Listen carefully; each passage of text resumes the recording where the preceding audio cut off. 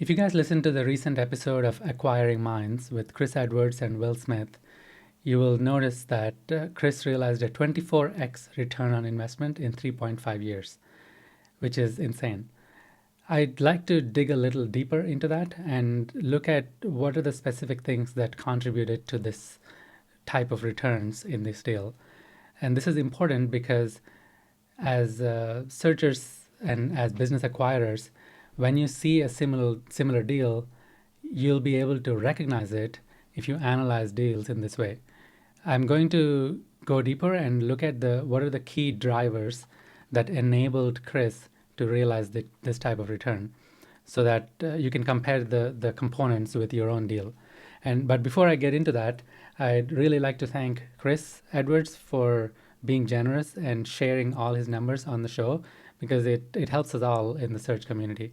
And I'd also really like to thank Will Smith for doing a bunch of these interviews, and lots of searchers and acquirers share all their numbers and all their stories on his show, and this helps us a lot.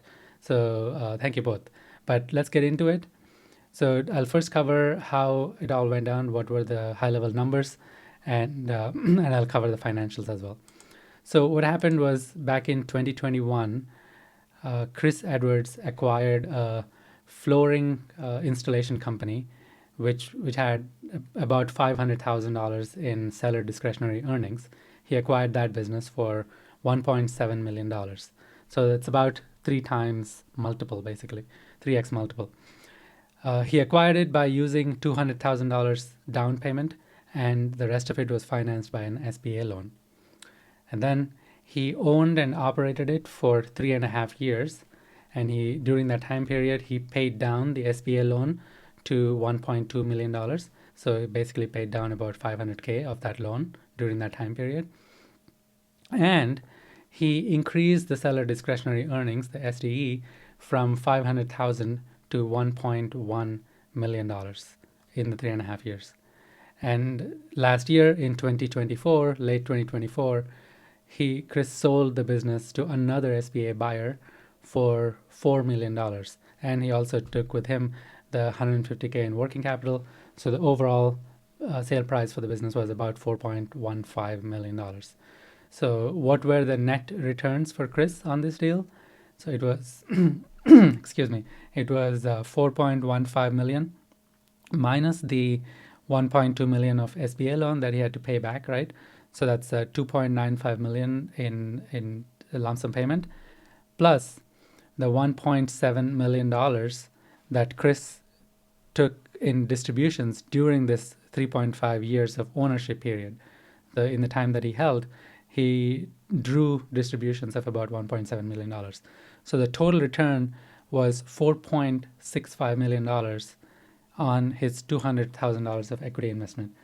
That is about 24 times return on investment, 23 plus 23.5 something, right? So which is amazing. But let's look at the specific key drivers that contributed to this type of returns again. So what were they? The first one is the use of leverage, because Chris only put in $200,000 down, because he could have bought the business by paying $1.7 million cash, right? But he only paid $200K down. So had he paid $1.7 million, his return on investment would be significantly lower in this case. The second thing is revenue and operational excellence. So Chris systematized the operations of the business, first thing. And second thing, he also systematized the revenue generation of the business, which is essentially the business of business. If you listen to the podcast, Chris talks about it. It's generating those leads and converting, following up on those leads and converting those leads into actual sales and servicing those customers, right? So that's revenue excellence. So by doing that, he was able to increase the SDE from $500K to $1.1 million. And as he did that, he actually got paid to do that, because he drew about $1.7 million in distributions during that 3.5 years, right? So that's the second thing, revenue and operational excellence. And this is not easy. If you listen to the podcast again, Chris talks about a lot of what Will likes to call fetal position moments. Basically, a lot of situations where Chris didn't know what he was I mean, he was doubting whether he was doing the right thing or not, and very stressful moments basically. But he hung in there and plowed through it, and he eventually was able to increase the earnings to $1.1 million. So that's the second driver. The third one is actually going for the exit. So, so Chris had some other priorities that he wanted to focus on. So he put the business up for sale, and he was able to get a valuation of over $4 million. So this particular thing, going for the exit, actually unlocked all the valuation that was locked in the business by increasing the earnings from 500K to $1.1 million. So now, again, I'm going to repeat myself. If Chris had not used leverage and paid cash for this business, he would have much lower return on investment.